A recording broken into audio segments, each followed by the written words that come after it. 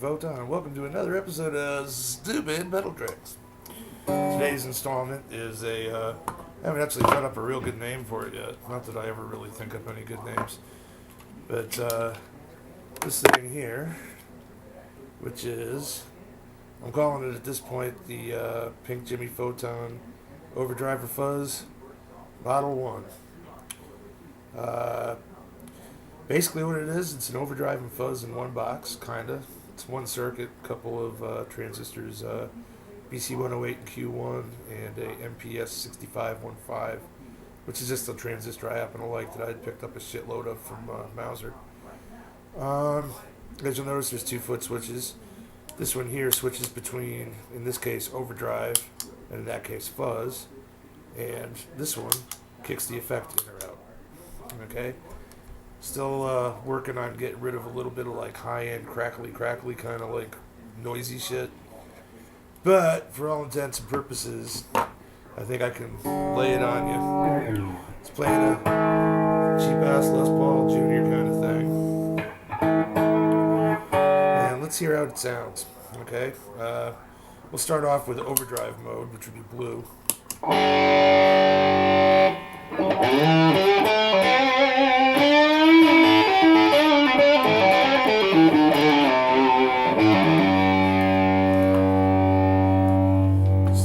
Myself on this stupid thing. Where the hell's the hand? Oh, there we go.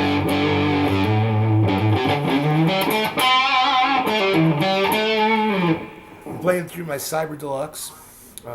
When I picked it up, my friend Kevin, who lives up in Newburgh, New York, he has old 50-watt Plexi half stack that was, when he bought it, they told him it used to belong to Frampton. It's a real, I don't know if that's true or not, but it's a real nice sounding amp. So what we did was we sat there with the Cyber Deluxe and the Plexi, and we just messed with the Cyber until we got them sounding the same. So this is pretty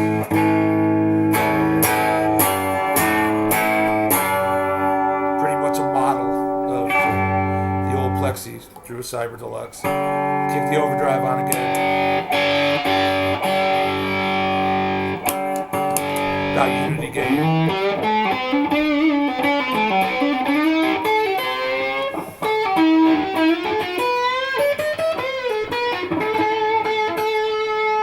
Down a little, about halfway. Turn it all the way down. It's a little muddy. This guitar's like that though. Turn it up a little bit more. It's about 3, 4, 5. All the way up.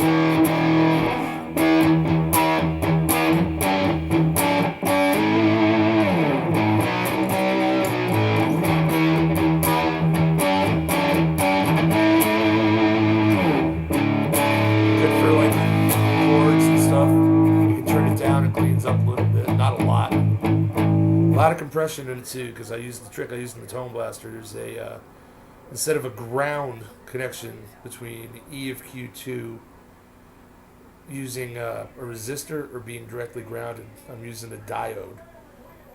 Tried using the diode clipper there and discovered that just using a reverse with the band pointing toward the emitter, or Q2, okay, was enough to go and give it a good connection, because it only conducts once it hits a certain voltage. So you get a nice compression with it that way. And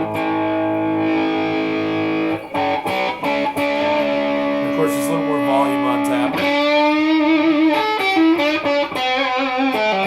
Turn it off.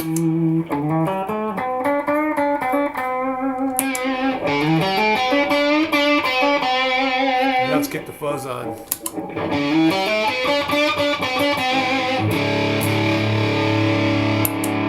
Overdrive, fuzz.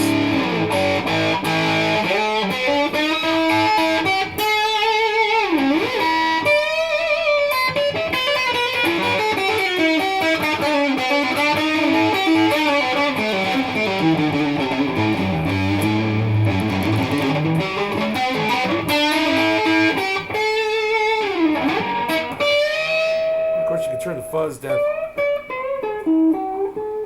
Get relatively clean.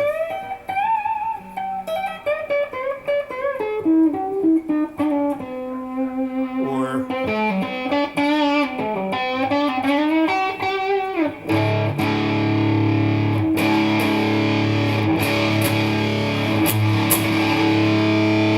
layout fuzz.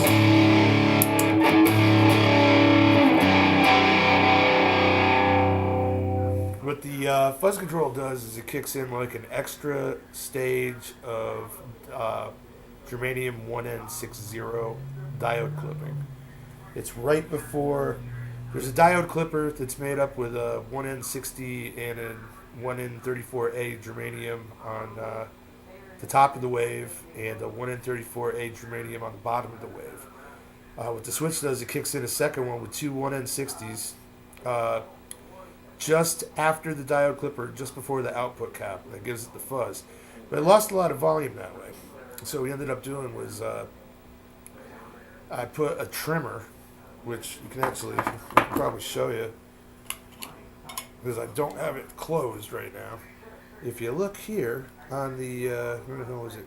This foot switch here, there's a little trimmer. And there's a wire that goes in parallel to the wiper of the volume control. It's only in effect when the switch is in one way. Just so I could trim down the side that didn't have the extra diode clipper because it was so freaking loud. It was like you get like about a 12 dB boost. You know, well, maybe not 12 dB, but it was like substantially louder. This way here, it's dialed up just about the same. I'll be making a schematic and a Vero layout for this if anybody's crazy enough to want to build it and show how to do that. You can actually adjust it to have a nice boost for leads if you want. It's a little cleaner and less fuzzy, but I find it's better sometimes to have a little more distortion on chords and a little cleaner so you have more dynamics when you're playing leads, which is what I was kind of looking for.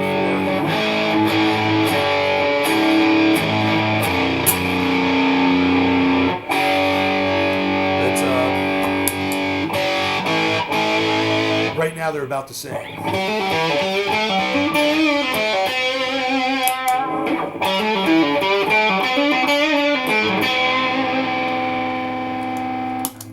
And off.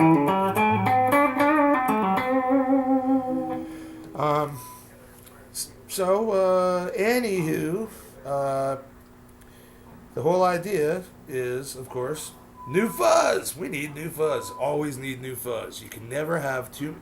You know, they say you can never be too rich or too thin. I'm living proof of that. What I say is you can never have too many Stratocasters or too many fuzz boxes. So anyways, this is the Dirty Bad Pink Jimi Photon Overdrive Fuzz, or Overdrive Distortion, whatever. Mach 2. There was a Mach 1.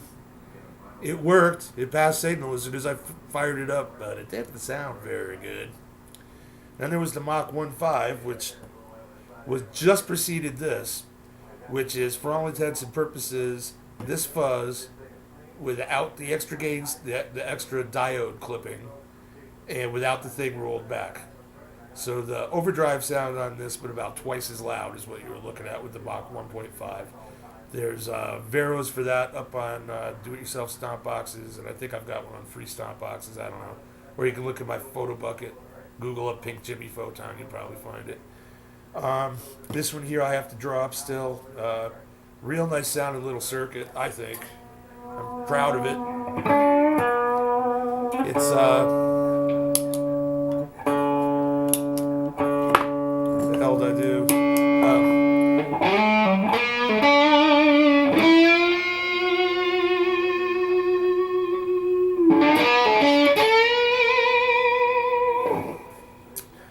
It has some stuff in it that isn't in every other fuzz box that I've already built, which is kind of neat. Of course, there are a couple of fudges, you know, like one having to drop the volume down. Oops, I was shorting out the positive lead of the battery against the case. And I had to add like a 100 picofarad cap between B and C of Q1 to try and wipe out the real super high-end crap. I don't know if you can actually hear that coming through the amp. It's bad with the computer right in front of it. It wasn't that bad until I brought the computer in. And also between ground and the output of that little trimmer that's on the foot switch, there's a 220 nanofarad cap, which wiped out a substantial amount of high-end, but it just warmed it up.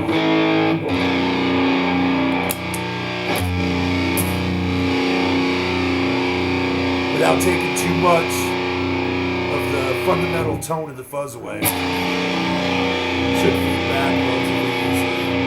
We'll see. I mean, I'm at like conversation level at this point. And I'm getting feedback with the amp like all the way on the other side of the room. I mean, it's not very loud. But listen to the sustain on it. I mean, this is a bolt-on piece of crap Epiphone.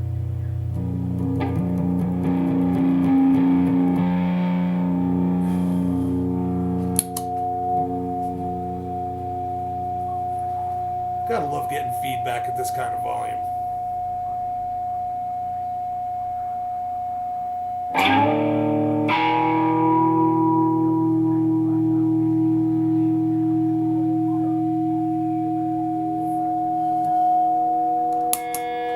Kick the fuzz on.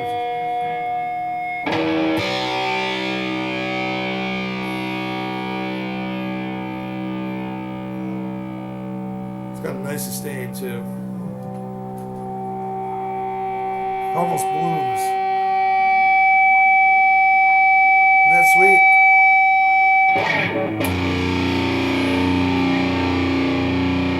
And it's pretty what did I say? It's pretty massive live too. I used it the other night live. Quite frankly, I didn't like it live when I used it the other night because it was just too much high end. Sounded great through my little Ruby amp, which I usually practice things through when I'm cobbling them together. But I've discovered you really can't tell what the hell it's going to sound like until you actually put it through a real amp. Anyways, that's it for today. I'm your host, Pig Jimi Photon. Woo! You got Les Paul Jr. here.